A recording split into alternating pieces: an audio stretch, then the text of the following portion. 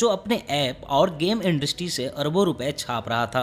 World trade organisation के शर्तों के अनुसार कोई भी सदस्यी देश जानबूझकर किसी भी दूसरे देश के, चाहे उस देश से आपसी झगड़ा ही क्यों न हो, बैन लगाकर प्रोडक्ट्स के इंपोर्ट को नहीं रोक सकते। लेकिन अगर देश के आम नागरिक ही किसी फॉरेन प्रोडक्ट्स का इस्तेमाल ना करना चाहें तो क्या होगा? ऐसे में किसी कंपनी को सस्टेनेबल कस्टमर बेस नहीं मिल पाएगा और वह बोरिया बिस्तर समेट कर निकल लेगी।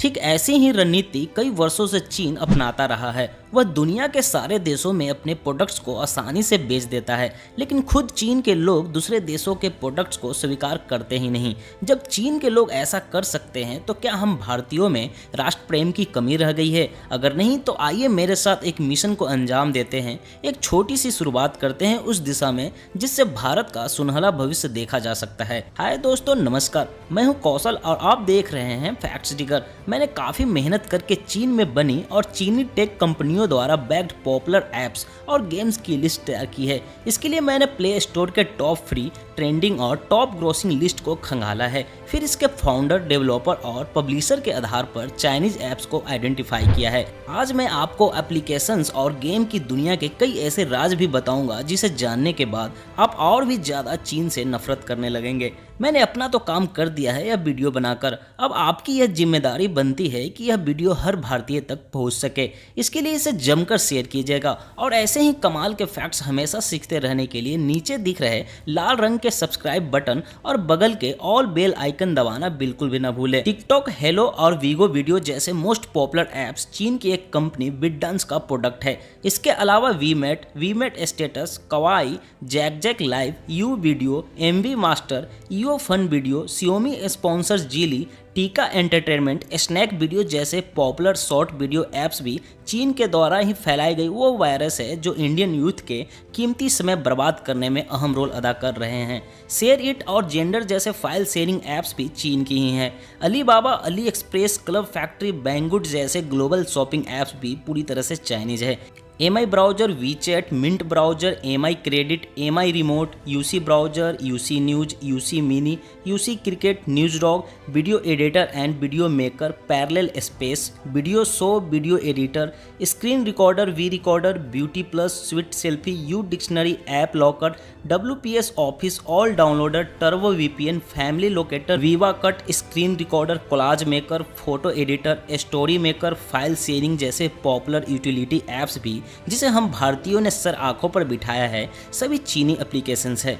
ऑफिस से लेकर घरों तक इस्तेमाल होने वाले पॉपुलर ऐप कैम स्कैनर भी चाइनीज डेवलपर इंटसीग द्वारा डेवलप किया गया है।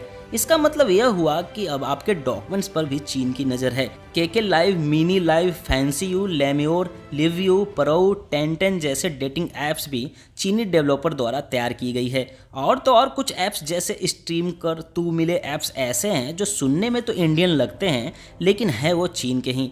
मतलब चीन ने यहाँ भी अपनी एक नई चाल चल दी है। लगभग 500 से भी ज़्यादा ऐप्स को खंगालने के बाद मुझे इस बात का पता चला कि टॉप ऐप्स की लिस्ट में महज 4 ही देशों का दबदबा है: चाइना, अमेरिका, भारत और सिंगापुर। और तो और लगभग 40 से 50% तक ऐप्स और गेम्स किसी न किसी रूप से चीन से संबंध रखते हैं। मतलब जिस तरह से भारत का हर मार्केट चाइनीज प्रोडक्ट से भरा है, ठीक वैसे ही प्ले स्टोर भी चीन के ऐप से भरा हुआ है। पिछली वीडियो में कई लोगों ने कमेंट में लिखा था कि शेयर चैट इंडियन ऐप है। तो भाई ऐसा है कि ऐप्स के फाउंडर इंडियन होने से या नाम में मेड इन इंडिया जोड़ देने से वह ऐप इंडियन ऐप नहीं कहलाएगा। शेयर चैट का majority of fund Chinese company Xiaomi और उसके सिस्टर कंपनी सुनवेई कैपिटल से आती है, तो ऑब्वियस है इनसे होने वाली कमाई भी चीन जाएगी। ठीक वैसे ही जैसे फ्लिपकार्ट के फाउंडर सचिन बंसल भारतीय हैं, लेकिन इसे अमेरिकन कंपनी वॉलमार्ट ने खरीद लिया था। मतलब मुनाफा जब अमेरिका जा रहा है तो काहे का भारतीय ऐप। इसी तरह गेम्स की बात करें तो एक बात जानकर आपको बेहद हैरानी होगी कि जिस तरह से एनिमेशन की दुनिया में डिज्नी और पिक्सर की बादशाहत है, ठीक वैसा ही बादशाहत चीन की कंपनी टेंसेंट की गेम की दुनिया में है। ऐसा कोई पॉपुलर गेम नहीं जिससे टेंसेंट का नाम नहीं जुड़ा हो।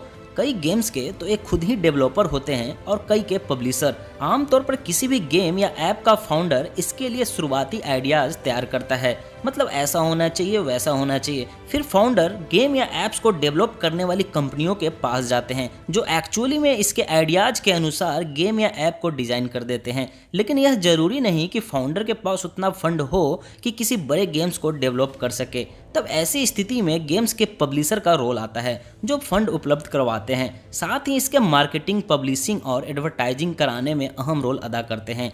चीन की कंपनी टेंसेंट जो है वह तीनों कामों में माहिर है। और तो और कई छोटे मोटे डेवलपर जो सफलता की बुलंदी पर होते हैं उसे पैसों के दम पर या तो पूरी तरह से या आंशिक रूप से एक्वायर कर लेते हैं। उदाहरण के लिए carrom pool, mini militia, 8 ball pool, archery king, rail rush, golf battle, plague, flip master जैसे पॉपुलर गेम्स के डेवलपमेंट के पीछे स्विट्जरलैंड की कंपनी मिनी क्लिप था, लेकिन 2015 में इसे टेंसेंट ने खरीद लिया।